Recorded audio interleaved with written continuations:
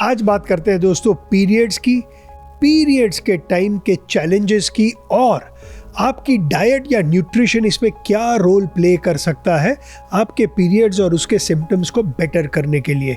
तो चलिए आज शुरू करते हैं इसके बारे में। तो दोस्तों आज 3 चीज की बात करेंगे। सबसे पहला हम लोग बात करेंगे विमेन के मेंस्ट्रुअल साइकिल की। इसको समझना बहुत जरूरी है, ना सिर्फ औरतों को बट हम मर्दों को भी समझना जरूरी है। क्यों? क्योंकि इस फेज में अगर हम ये नहीं समझेंगे तो हम हमारी औरतों को, हमारी बेटियों को, हमारी वाइफ को, हमारी माओ को नहीं समझ पाएंगे। इसकी वजह से हम बहुत जजमेंटल बन जाते हैं। दूसरी दोस्तों बात करेंगे विमेन में ये क्या हार्मोनल चेंजेस होते हैं। ये एक्चुअली बोलूं तो एक हार्मोनल रोलर कोस्टर की तरह होता है, ऊपर नीचे, जिसकी वजह से ये सारे प्रॉब्लम्स मैनिफेस्ट होते हैं। और तीसरा बात करेंगे डाइट और न्यूट्रिशन।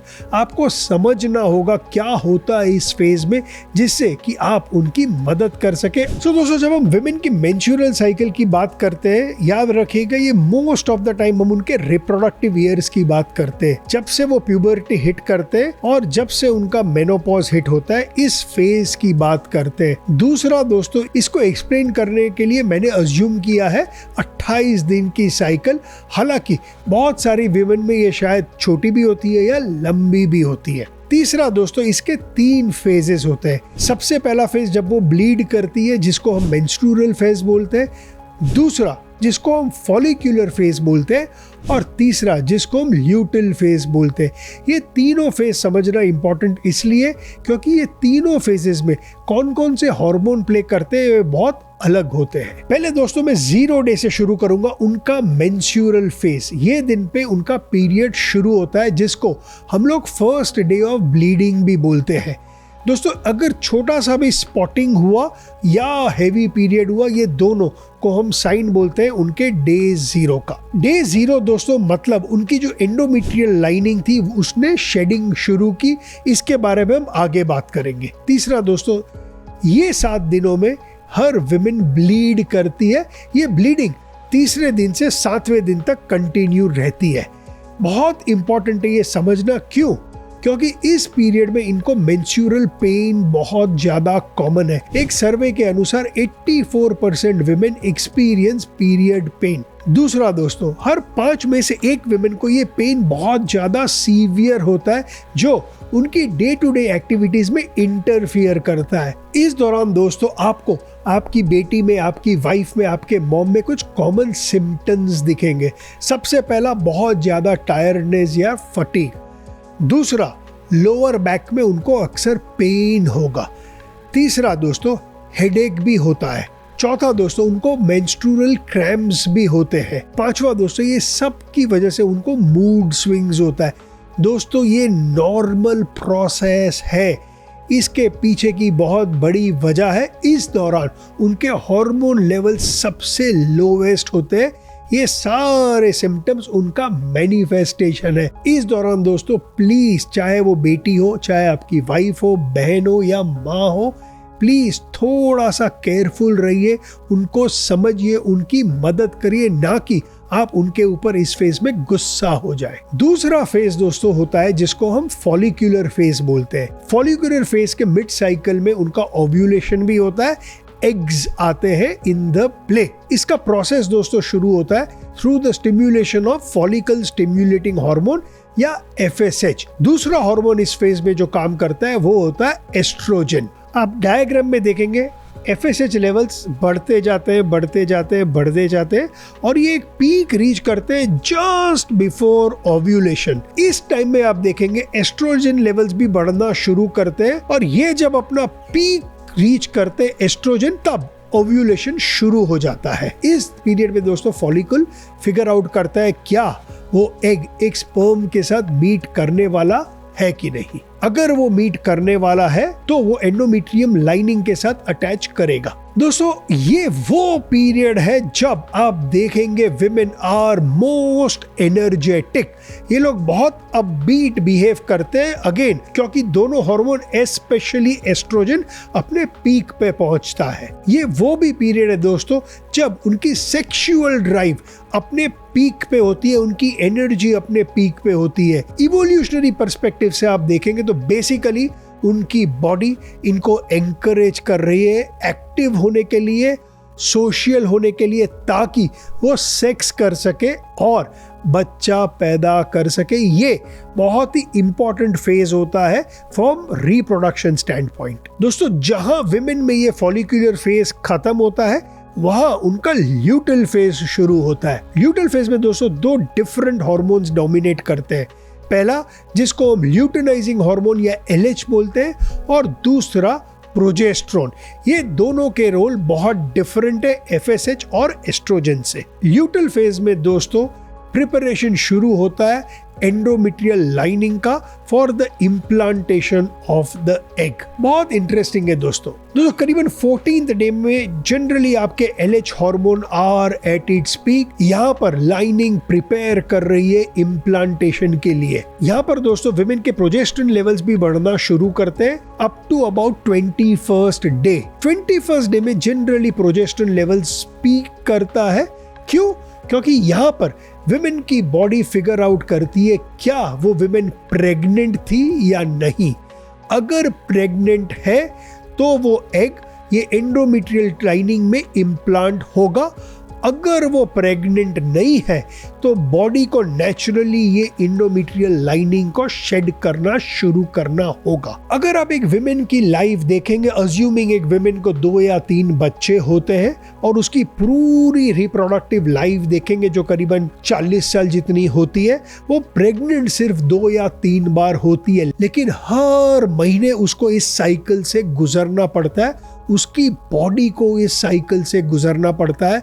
ये पूरे हार्मोनल रोलर कोस्टर से उनकी बॉडी को गुजरना पड़ता है, जूझना पड़ता है। तो अगर आप एक्चुअली देखेंगे तो वो 2 या 3 प्रेगनेंसी को अगर मैं छोड़ दूं तो almost 99% of the time women की ये जो एंडोमेट्रियल लाइनिंग है वो शेड करती है। वो शेड करने का प्रोसेस हार्मोन्स के थ्रू होता है। उसके प्रोजेस्टेरोन लेवल्स क्रैश करते हैं, उसके ल्यूटेनाइजिंग हार्मोन्स क्रैश करते हैं, एस्ट्रोजन लेवल्स एकदम लो हो जाते हैं और उसके FSH लेवल्स भी एकदम कम होते हैं। ये वो पीरियड है जब वो लोएस्ट होती है हार्मोनल लेवल में, जिससे उनकी ब्लीडिंग इनिशिएट होती है, जिससे उनका PMS सिम्टम शुरू होता है। दोस्तों PMS सिम्टम रफली 1 वीक बिफोर ब्लीडिंग शुरू होता है। अगर आप कोई विमेन को जानते हैं तो PMS के टाइम में आप देखेंगे ब्लोटिंग ज्यादा होता है, उनके ब्रेस्ट में थोड़ा टेंडरनेस होता है, ऑब्वियसली हेडेक्स भी होते हैं, बहुत इरिटेशन में होती है, वो बहुत ज्यादा मूड स्विंग्स होता है। लेकिन और एक इंपॉर्टेंट चीज होता है, ये होता है फूड क्रेविंग। ये टाइम में दोस्तों वो सो भी नहीं पाती है ठीक से, जिसकी वजह से ये फूड के क्रेविंग भी बहुत ज्यादा होते हैं। इसी की वजह से हम जाएंगे अब हमारे तीसरे फेज में, क्यों न्यूट्रिशन इस फेज में एक बहुत क्रिटिकल रोल प्ले कर सकता है इस सिम्टम को सबसाइड करने के लिए। अगर आप सोच रहे हैं कि क्या प्रशांत रियली न्यूट्रिशन या डाइट मेरी मॉम को, मेरी बहन को, मेरी बेटी को, मेरी वाइफ को हेल्प कर सकती है उसके टफेस्ट फेज में, तो जो मैंने रिसर्च की उससे मैं बोलूंगा आंसर एक बहुत स्ट्रॉन्ग यस है दोस्तों, यस।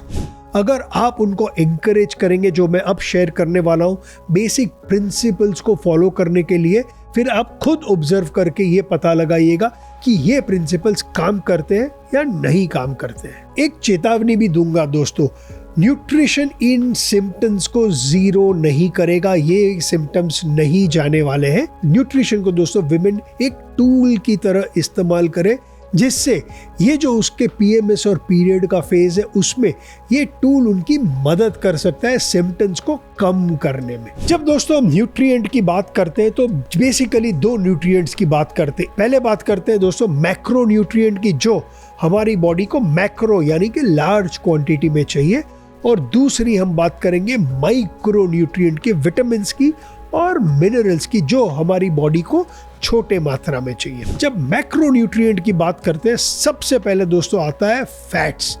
हाँ दोस्तों, हेल्दी फैट्स आपके फ्रेंड है। क्यों? क्योंकि जब हम हेल्दी फैट्स की बात करते हैं उसके दो रोल होते हैं हमारे बॉडी में। एक ऑब्वियस रोल है एनर्जी के लिए, दूसरा लेकिन रोल है ये हमारे सारे हार्मोन्स का बिल्डिंग ब्लॉक्स है। जब आप पीएमएस फेज में एंटर करते हैं, फैट्स को अगर आप डायल अप करेंगे तो ये आपके हार्मोनल प्रोडक्शन को सपोर्ट करेगा, दूसरे आपकी बॉडी में इन्फ्लेमेशन को कम करेगा। जब हम फैट्स की बात करते हैं विमेन, तो याद रखिएगा ये फैट्स जहां तक आपको खाने से मिल सके तब तक बेटर है। जब हम फैट्स की बात करते हैं, चाहे आप नट्स की बात करिए, सीड्स की बात करिए, फिश की बात करिए, एग्स की बात करिए, एवोकाडो की बात करिए, ये सब में अच्छे फैट्स हैं। दूसरा, विमेन प्रोटीन को भी डायल अप करिएगा। प्रोटीन एक बहुत इंपॉर्टेंट रोल प्ले करता है। जैसे कि मैंने प्रोटीन के पॉडकास्ट में बताया था, प्रोटीन अपने आप एक मैक्रो नहीं है, लेकिन ये 22 एमिनो एसिड से बनता है। इनमें से लेडीज एक एमिनो एसिड है ट्रिप्टोफैन। ट्रिप्टोफैन आपका बॉडी यूज करता है सेरोटोनिन बनाने के लिए। सेरोटोनिन, जैसे कि आप जानते हैं, इसको हम फील गुड केमिकल बोलते हैं। तो अगर आपने प्रोटीन की मात्रा बढ़ाई, अगर आपके ट्रिप्टोफैन की मात्रा बढ़ी, आपके सेरोटोनिन लेवल्स बढ़ेंगे। तो ये जो आपको मूड स्विंग्स होते हैं, इरिटेशन होते हैं, इसको कम करने में ये एक रोल प्ले कर सकता है। अब बढ़ते हैं माइक्रो न्यूट्रिएंट की ओर। माइक्रो न्यूट्रिएंट इस फेज में, आपके पीएमएस फेज में और पीरियड के फेज में अगेन बहुत ही क्रूशियल रोल प्ले करेगा। सबसे पहले मैं आयरन की बात करूंगा। क्यों दोस्तों? क्योंकि ये तो आपको पता है कि आयरन हमारे ब्लड में हीमोग्लोबिन में होता है। जब आप पीरियड्स में होते हैं, आपका ब्लड शेड हो रहा है, इसके साथ आपकी आयरन की मात्रा कम होती जाती है। आपको ऐसा न्यूट्रिशन चाहिए जो आयरन में हाई हो, ताकि आप इस आयरन के लॉस को रिप्लेनिश कर सके। अदरवाइज आपको over a period of time anaemia होगा। ये आयरन लॉस की वजह से विमेन पीएमएस फेज में या पीरियड के फेज में बहुत ज्यादा टायर्ड, बहुत ज्यादा वीक, या उनको बहुत ज्यादा हेयर लॉस भी होता है। बहुत विमेन इस पीरियड में बहुत ब्रेथलेस फील करती है, हेवी ब्रीदिंग करेंगे। इसका मतलब आयरन डेफिशिएंसी है। आपको इस आयरन डेफिशिएंसी के लिए या तो वो खाना खाना पड़ेगा जो रिच इन आयरन है, या आपको आयरन सप्लीमेंटेशन करना पड़ेगा। दूसरा, विमेन में बात करूंगा कैल्शियम और विटामिन डी लेवल्स की। ये स्टडीज में देखा गया है कि अगर आपके कैल्शियम लेवल्स और विटामिन डी लेवल्स अगर बेटर है, विद इन द रेंज है, तो आपको बहुत कम रिस्क है पीएमएस के सिम्टम्स को डेवलप करने में। नेक्स्ट विमेन में बात करूंगा मैग्नीशियम की। मैग्नीशियम अगर आपने पढ़ा होगा, आजकल बहुत ज्यादा मैग्नीशियम सप्लीमेंटेशन की बात करते हैं। जब आप इसकी मैकेनिज्म को समझेंगे तो आप समझेंगे क्यों ये पीएमएस या पीरियड्स के टाइम में आपके लिए इंपॉर्टेंट है। मैग्नीशियम बेसिकली आपके मसल्स को रिलैक्स करता है। इसकी वजह से जब आप वो खाना खाते हैं which is high in magnesium, या आप मैग्नीशियम से सप्लीमेंट करते हैं इस फेज में, आप देखेंगे आपके क्रैम्प्स कम हो जाएंगे।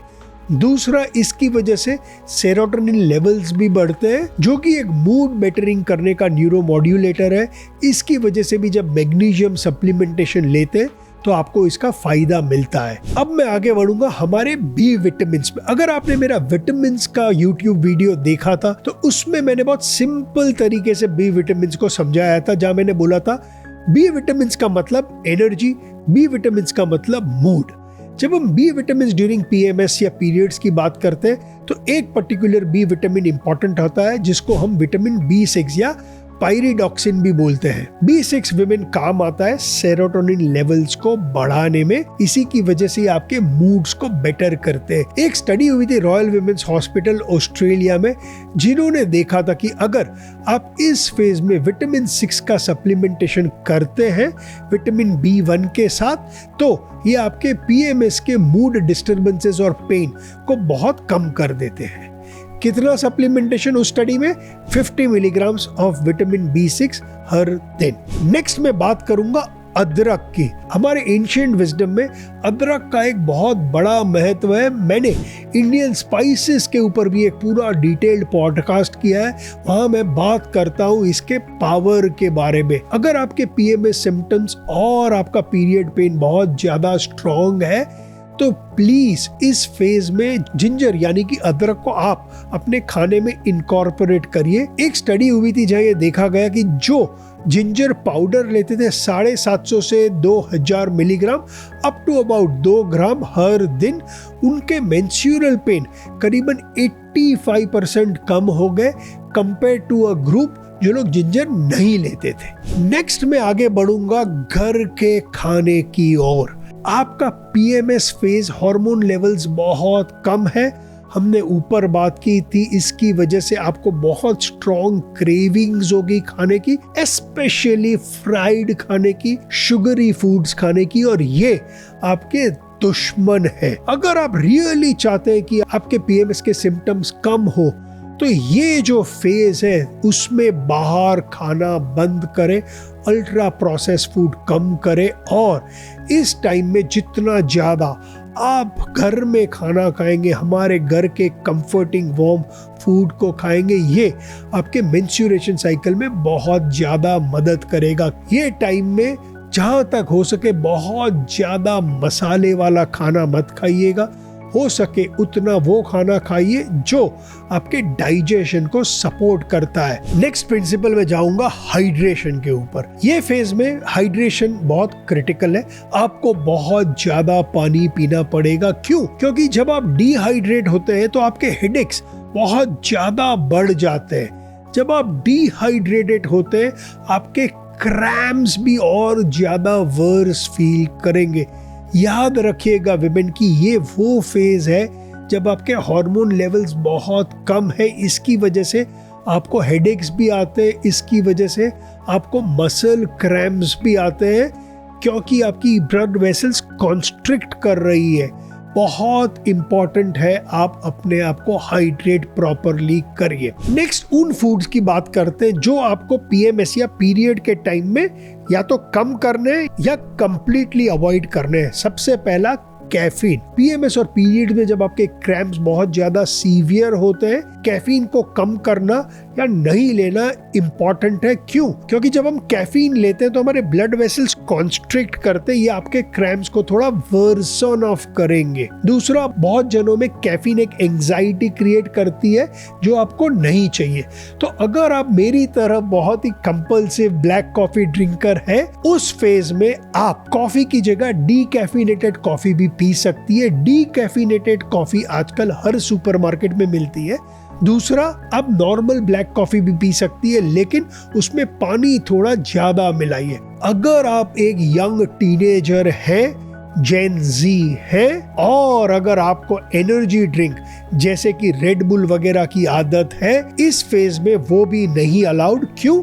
क्योंकि उसमें भी कैफीन की क्वांटिटी बहुत ज्यादा होती है। इस पीरियड में स्विच करिए डाइट कोला की तरफ। अगर आपको कुछ फिजी पीना है, या आप स्पार्कलिंग वाटर या सोडा वाटर भी ले सकते हैं। आप उस सोडा या स्पार्कलिंग वाटर में एक इलेक्ट्रोलाइट का पैकेट लीजिए, डालिए, मजा भी आएगा, वो सारे बेनिफिट्स चाहिए वो भी मिलेंगे, और कैफीन बढ़ेगा भी नहीं। नेक्स्ट, हेवी मील्स या ऑयली फूड को इस पीरियड में जहां तक हो सके अवॉइड करिए। अगर आप बहुत ज्यादा क्वांटिटी में, या तो आप बहुत ज्यादा स्पाइसी खाना खाएंगे, या आप बहुत ज्यादा बाहर का फ्राइड तला हुआ खाना खाएंगे, आपके डाइजेशन को बहुत ज्यादा डिस्कम्फर्ट होगा।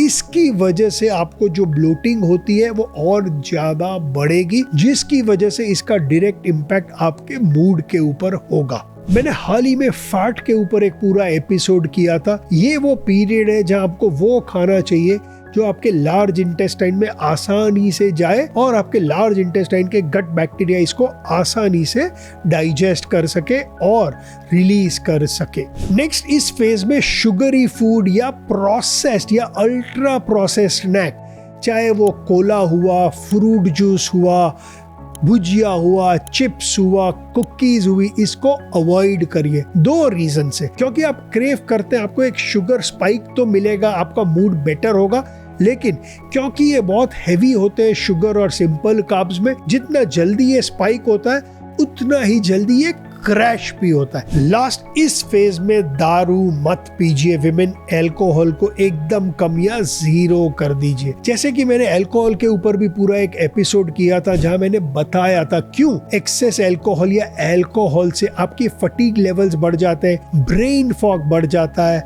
आप एनीवेज अल्कोहल पीने से आपके मूड स्विंग्स बहुत ज्यादा होते हैं नेक्स्ट डे में। अगर आप इस फेज में भी अल्कोहल पिएंगे तो ये सारे सिम्टम्स को ये एक्सेलरेट करेगी। दूसरा, अल्कोहल जब आप पीते हैं आपके किडनी को बहुत ज्यादा काम करना पड़ता है इसको आपके बॉडी से रिलीज करने के लिए। इसकी वजह से आपके बॉडी आपके ब्लड वेसल्स को डायलेट कर देती है ताकि ये एक्सेस ब्लड फ्लो के थ्रू निकाल सके। जब आप पीरियड में होते हैं इसका मतलब आप ज्यादा ब्लीड करेंगे, तो प्लीज पीरियड्स के टाइम में अल्कोहल को एकदम कम या हो सके तो मत पीजिए। आपके स्क्रीन पे देखिए मैंने एक बहुत सिंपल सा फ्रेमवर्क बनाया है आप सब विमेन के लिए कि ये पीएमएस और पीरियड के फेज में जनरली सुबह से लेकर रात तक ब्रॉडली आप क्या क्या इनकॉर्पोरेट कर सकते हैं। सबसे पहला, सुबह उठते ही हो सके तो प्रीवियस नाइट को सोक्ड की हुई रेजिन थोड़े से केसर के साथ अगर आप एवरी सिंगल डे पीएमएस और पीरियड फेज में लेंगे तो आप देखेंगे इसकी वजह से आपके क्रैम्प्स कम हो जाएंगे, मूड स्विंग्स कम हो जाएंगे। आप ऑल्टरनेटिवली लेमन जूस या आंवला का जूस भी ले सकते हैं। जब ब्रेकफास्ट की बात करते हैं याद रखिएगा मैंने बोला था घी, हेल्दी फैट्स को ऐड करना है। इस दौरान में आपके जो सिंपल कार्ब्स है यानी कि राइस, रोटी जिससे हम पराठा बनाते हैं, इडली बनाते हैं, ये पीरियड में आप इसको अवॉइड करें। ये पीरियड में हमारे मिलेट्स को अपना फ्रेंड बनाए, चाहे वो नाचनी हो, ज्वार हो, बाजरा हो। इसमें माइक्रो न्यूट्रिएंट प्रोफाइल आपके व्हीट और राइस से कहीं बेटर है और जो भी नाश्ता बनाए सुबह उसमें generous portion of ghee add करिएगा, आपके हार्मोन लेवल्स के लिए ग्रेट है। अगर ब्रेकफास्ट और लंच के बीच में आपको भूख लगती है तो हो सके तो रागी के लड्डू बनाए, चाहे फिर आप उसमें गोंद डालें, थोड़ी सी शुगर डालें, जैगरी डालें, आपकी मर्जी। लेकिन मिक्स्ड नट्स वाले रागी के लड्डू घी में बने हुए ग्रेट मिड मॉर्निंग स्नैक है। ये रिच इन कैल्शियम है, आयरन है, बी विटामिन है, प्लस इसमें आपको प्रोटीन भी मिलेगा। ये वो जो आप चाय विद बिस्किट खाते हैं ना उससे काफी बेटर है। इसके अलावा आप एक फ्रेश फ्रूट भी खा सकते हैं या अगर आप चाहे तो हैंडफुल ऑफ पीनट्स भी खा सकते हैं। फिर बढ़ते हैं लंच की तरफ। लंच में हो सके तो ज्वार या बाजरा की रोटी या नाचनी की रोटी या इसको किसी फॉर्म में लीजिएगा। इसके अलावा जो हम बोलते हैं स्प्राउटेड लेग्यूम्स, चाहे वो मटकी उसल हुआ, चाहे वो मूंग हुआ, चाहे वो नॉर्मल चना हुआ, चाहे वो काला चना हुआ या प्रॉपरली कुक्ड राजमा या छोला हुआ, इसको आप प्लीज इनकॉर्पोरेट करिएगा। आपके लंच में बहुत मदद करेगा, ना सिर्फ आपके डाइजेशन में बट ऑल्सो आपके गट बैक्टीरिया को उसका खाना मिलेगा जिससे वो सेरोटोनिन लेवल्स को इंक्रीज करेंगे। एक और इम्पॉर्टेंट चीज, लंच के बाद या तो एक बोल दही या एक ग्लास छाछ थोड़े से रॉक सॉल्ट के साथ, ये भी आपके गट हेल्थ के लिए, कैल्शियम के लिए, बी विटामिन के लिए बहुत इंपॉर्टेंट है। ये फर्मेंटेशन प्रोसेस जो आपके लार्ज इंटेस्टाइन में होता है इसको भी एक्सीलरेट करेगा, आपके डाइजेशन को बेटर करेगा। लंच और डिनर के बीच में अगेन अगर आपको भूख लगती है तो मैं बोलूंगा सबसे पहला हो सके तो एक बनाना को इनकॉर्पोरेट करिएगा। मैंने बनाना के ऊपर भी एक पूरा YouTube का एपिसोड बनाया है, क्यों बनाना माइक्रो न्यूट्रिएंट प्रोफाइल में बहुत ज्यादा रिच है। ये आपको क्रैम्प्स कम करने में मदद करेगा। ऑल्टरनेटिवली आप ये पीरियड में खजूर भी खा सकते हैं घी के साथ या थोड़ी ब्लैक रेजिन्स भी ले सकते हैं। इसमें नेचुरल शुगर्स भी है जो आपके शुगर क्रेविंग को सेशिएट करेगा। इसके साथ आपको बहुत सारे अदर मिनरल्स भी मिलेंगे जो आपको इस फेज में चाहिए। फिर बढ़ते हैं डिनर की ओर। डिनर जितना ज्यादा लाइट रख सके उतना बेटर है। डिनर में मेरा फेवरेट है या तो आप दाल चावल खा लीजिए एकदम गरम गरम घी के साथ या खिचड़ी खा लीजिए। अगेन गरम घी के साथ या दही के साथ या कढ़ी के साथ जितना सिंपल घर का रात का लाइट खाना खा सकते हैं उतना ग्रेट आप फील करेंगे। क्यों? क्योंकि ये डाइजेशन में हेल्प करेगा, जिसकी वजह से आपको पीरियड्स के टाइम में जो नींद का प्रॉब्लम होता है आपको बेटर नींद भी आएगी। जब भी मैं अपनी बेटियों को देखता हूँ जब ये फेस से गुजरते हैं बहुत बहुत बहुत पेन होता है। मैं उनके सिम्टम्स को तो महसूस नहीं कर पाता हूँ, लेकिन उनके पेन को देख के जो मुझे गुस्सा आता है, दुख होता है कि मैं उस पेन को उनके साथ शेयर नहीं कर पाता हूँ। इसकी वजह से आज का मैंने पूरा एपिसोड बनाया है। आशा करता हूँ आप ये एपिसोड भारी मात्रा में शेयर करेंगे, क्योंकि ये हर एक विमेन जो आपकी लाइफ में आती है उनको for a very long period, जब से वो प्यूबर्टी हिट करती है और जब वो मेनोपॉज हिट करती है 30-40 साल तक हर महीने उनको ये फेस से गुजरना पड़ता है। उनकी हालत बहुत ज़्यादा खराब होती है। तो हो सके तो प्लीज़ इसे प्लीज़ शेयर करिएगा। और दोस्तों ऐसे कौन से प्रॉब्लम्स है जो आप फेस करते हैं, प्लीज़ मेरे साथ शेयर करिए। ये सारे प्रॉब्लम्स को मैं डीपली स्टडी भी करूंगा साइंस के थ्रू, इसके सॉल्यूशंस भी आपको दूंगा ताकि हम सब एक दूसरे की मदद कर सके। नेक्स्ट दोस्तों मैं चाहता हूं कि मेरे चैनल पे जल्दी ही मैं बहुत सारे साइंटिस्टों को लाऊं जिसके साथ मैं सारे टॉपिक्स को डिस्कस कर सकूं, आपको और खुद को बेटर कर सकूं हमारे हेल्थ के पर्सपेक्टिव से। तो प्लीज़ भारी मात्रा में मेरे चैनल को सब्सक्राइब करिए। मैं बहुत जल्द पॉडकास्ट में गेस्ट्स को लाना चाहता हूँ। तीसरा दोस्तों, एज ऑलवेज मेरे चैनल को देखने के लिए बहुत बहुत ज़्यादा शुक्रिया आपका। थैंक यू दोस्तों। लास्ट में एज ऑलवेज यही बोलूँगा, सोच बदलो, सेहत बदलो, देश बदलो। जय हिंद।